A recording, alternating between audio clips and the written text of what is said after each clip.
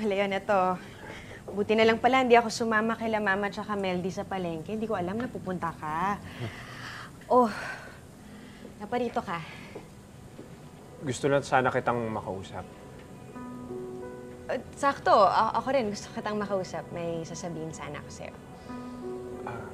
Ano ba? Sige, mauna ka. Kasi nag-usap kami ni Mama kagabi. Nabanggit niya lang sa akin na siyempre parang ang dami ko pang hindi nalalaman tungkol sa'yo, sa nakaraan mo. Pero sa akin naman, kung akong tatanungin mo, Leon, hindi na yun importante. Kasi alam ko naman na tinalikuran mo na yung dati mong buhay, tsaka nagbabagong tao ka na.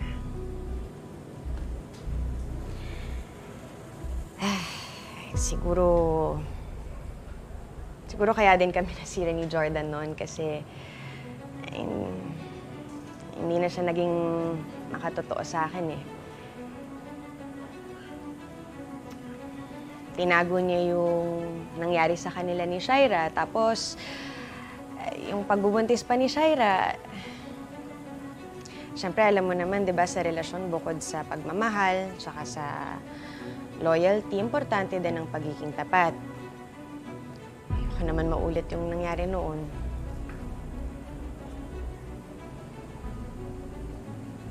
Paano kung ako naman yung may ginawang kasalanan na hindi ko sinabi sa'yo? Siyempre, sasama loob ko. Bakit mo naman yun gagawin, di ba?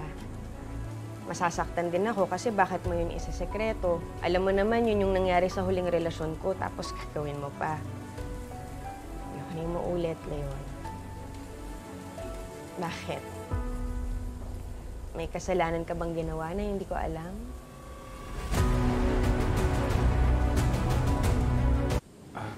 Hindi, wala. Natanong ko lang naman din sa'yo. Leon, tapatin mo nga ako. May ginawa ka ba na hindi ko alam?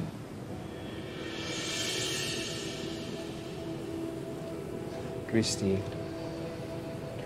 basta ang maipapangako ko lang sa'yo, gagawin ko ang lahat para hindi masira yung relasyon nating dalawa. Yun ang maipapangako ko sa'yo. Salamat, Leon. Sige na. Kalimutan na natin yon. Ano nga pala yung gusto mong sabihin? Kanina, kabang-kaba ako eh. Ano ba yun? Hindi. Gusto ko lang kasing sanang ayain ka na lumabas tayo. Kasama si Billy saka si Baby Jeremy.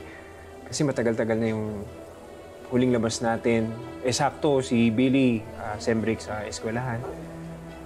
Ayun, marami-rami tayong pwedeng puntahan bilang isang Sige. buong pamilya. Oo ba? Ba't hindi?